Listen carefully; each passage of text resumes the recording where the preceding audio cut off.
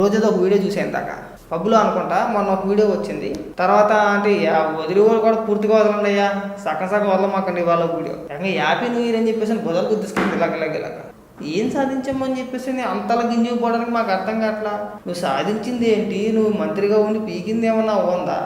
ఏం పోయే కాలం అది. పబ్బుల దగ్గర కూడా మాట్లాడితే మన సాంప్రదాయాల గురించి పెద్ద పెద్ద ఉపన్యాసాలు ఇచ్చాము. ఎవడన్నా ఏదన్నా అంటే ఏడుస్తాం మనం వేసి వేసాలేమో చిల్లరేసాలి.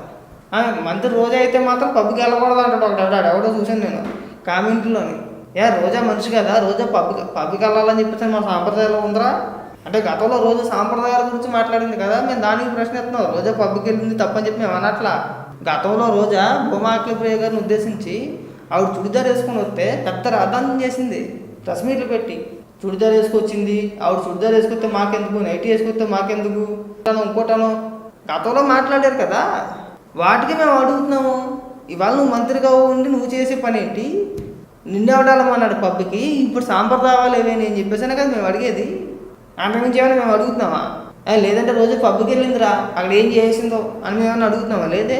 సాంప్రదాయాల గురించి మాట్లాడింది కాబట్టి రోజే పబ్కి వెళ్ళకూడదురా, మంత్రిగా ఉంది కదా, ఎందుకు ఆ చిల్లరేసాలో కబుక్కు చూసి వాళ్ళు ఏమనుకుంటారు, తాగి డ్యాన్సులు వేస్తుందని చెప్పి అనుకుంటారు కదా అని కదా మేము అడిగింది. దానికి కూడా వీళ్ళు గింజిపోతున్నారు. రోజాని అడుగుతాంరా ఆవిడ మంత్రి, ప్రజల సంబంధించి నెలలా జీతం తీసుకుంటుంది, ఖచ్చితంగా 100% అడుగుతాం.